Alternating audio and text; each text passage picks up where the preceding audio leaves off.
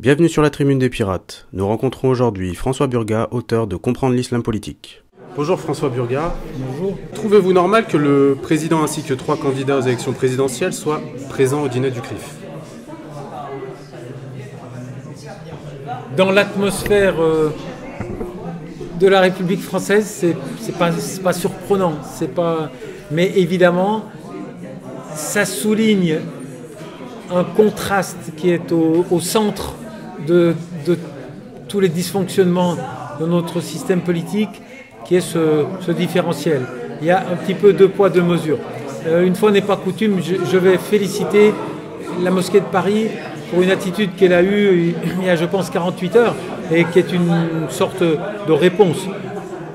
Pendant qu'une communauté fait l'objet d'une révérence et d'un respect qui n'est pas choquant en tant que tel, qui est choquant uniquement s'il y a un différentiel, eh bien une autre communauté, qu'elle soit communautaire ou pas, enfin disons, une autre des religions de la France a eu un traitement choquant, extrêmement choquant, qui est qu'à 2 reprises, le président de la République s'est adressé aux musulmans de France et il leur a dit « Désolé, je ne vois pas une seule ou un seul d'entre vous en qui je fasse suffisamment confiance, pour lui donner la tâche de former les imams. Je préfère avoir recours à la manœuvre étrangère. » Et on les a envoyés chez les champions de la laïcité à la française et de la démocratie, le Royaume du Maroc.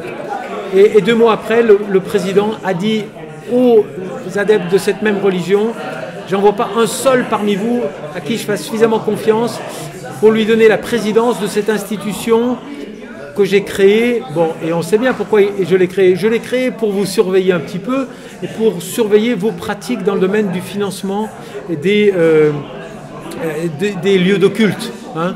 Et quand je suis très très énervé, quand je suis très très méchant, et je dis, on avait peur d'une chose, on avait peur que les musulmans fassent ce qu'une bonne partie de l'élite politique française a fait, c'est-à-dire aller taper gentiment de l'argent aux Qataris. Hein. Et si les musulmans avaient tapé un peu d'argent pour que des lieux de culte soient dignes de leurs fonctions et de ceux qui les fréquentent, et qu'on puisse sortir un petit peu les musulmans des ghettos du culte actuel, ça c'était dangereux, ça allait nourrir la radicalisation. Hein. Mais quand une très solide poignée de la haute élite politique française va faire les poches des Qataris à Paris, ça choque personne. Et donc, effectivement, moi je pense qu'il est très très bien que l'élite politique se manifeste dans chaque circonstance communautaire comme le dîner du CRIF. Il ne faut pas qu'elle fasse exactement le contraire. Il ne faut pas qu'elle emploie un langage de défiance et de stigmatisation à l'égard d'une autre religion. C'est ça qui est inacceptable. Après, le souci, c'est que ce dîner peut influencer les politiques. C'est ça qui peut poser souci un peu, je pense. No comment. De nos jours, tout ce qui est musulman est assimilé à de la radicalité. Vous le dites vous-même, que ce soit Fillon, Keppel ou Fourest, du CCIF à l'EI, tout le monde est un danger. Comment sortir de cette logique ? Il faut une émission de 2 heures, mais je crois que je vous ai déjà répondu.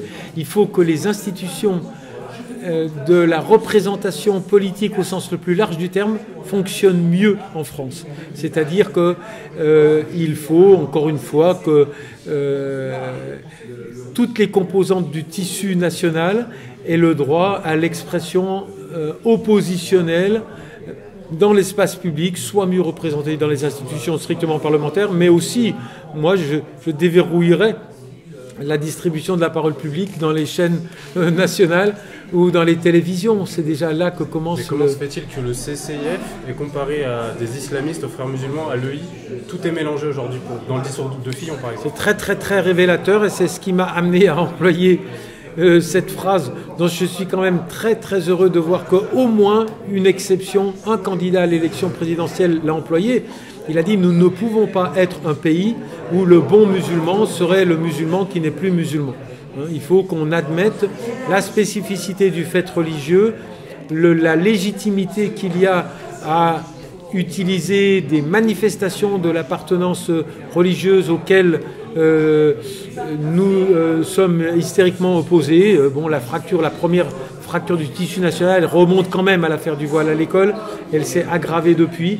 Je pense qu'il faut que nous ayons le courage de regarder ces erreurs que n'ont pas fait, et ça a été dit, et c'est assez intéressant, que n'ont pas fait de façon aussi dramatique les anglo-saxons. Alors je sais que maintenant, vous allez me dire, ça ne les a pas empêchés d'élire Trump. Mais disons, la mécanique de la relation des anglo-saxons à des cultures autres que la culture du groupe dominant est un petit peu moins caricaturale que celle des Français. Pour rebondir là-dessus, j'ai l'impression que le logiciel français, entre guillemets, aujourd'hui veut imposer une assimilation aux musulmans. On les accepte tant qu'ils ne sont, à partir du moment où ils ne sont plus musulmans. Dans le logiciel anglo-saxon qui va beaucoup plus loin, il accepte totalement les différences. Je pense qu'on doit trouver un juste milieu entre les deux. Et est-ce que l'Occident va-t-il renoncer un jour à cette domination qui crée de la radicalité? Ça, c'est le futur, ça, donc je ne sais pas. Je connais un tout petit peu le passé. Jusqu'à présent, il a des difficultés à se départir de son statut de puissance hégémonique. Ça va finir en guerre, il faut espérer. Comment? Il y a un certain nombre d'observateurs et d'acteurs qui sont bien conscients que nous sommes dans une phase et qu'au lieu de nous la faire imposer, on pourrait l'anticiper un petit peu. Mais c'est vrai que pour l'instant, l'atmosphère du débat électoral ne nous rend pas optimistes, parce que le clivage droite-gauche n'existe plus. Moi, dans le livre, j'ai employé une phrase un peu pessimiste et un peu globalisante. J'ai dit, le problème, c'est pas le Front National. Le problème, c'est que cette partition islamophobe, on va dire pour faire simple, qui est celle du Front National, la gauche la joue à la flûte, la droite la joue au saxo, et le Front National la joue au clairon et au tambour. Mais c'est la même partition. Et on voit bien, par exemple, dans la boîte à outils de lecture du conflit syrien de Marine Le Pen, est la même que celle de Valls, qui est la même que celle de... Non, est la même que celle de Fillon, qui est la même que celle de Mélenchon. Donc on voit bien que les barrières droite-gauche ne sont plus significatives, et que le vrai... paradigme qui recompose le paysage politique, c'est notre attitude à l'égard du monde musulman, aussi bien à l'extérieur qu'à l'intérieur du système politique du territoire national français. Pourquoi certains occidentaux n'acceptent pas un paradigme différent dans le monde musulman, par rapport au lexique musulman, par rapport à même des idéologies? Question d'éducation, ils ont été élevés dans cette... ils ont intériorisé qu'il y avait une coïncidence entre l'universel et leur culture héritée. Et c'est ce que j'ai expliqué ce soir, que tout doucement, on apprend à reconnaître qu'il peut y avoir, porté par d'autres historicités avec des marqueurs culturels, et le cas échéant une relation à la religion différente, il peut y avoir des gens bien qui méritent de faire partie de la communauté nationale et qui peuvent l'enrichir et non pas l'affaiblir comme on le craint. Avez-vous une note d'espoir à ajouter?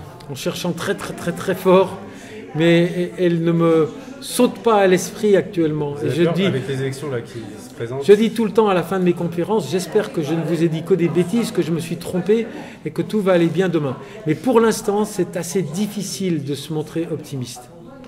Pour l'instant, et je n'attends qu'un contradicteur, mais ceux qui avaient dans la salle ce soir ne m'ont pas pour autant convaincu.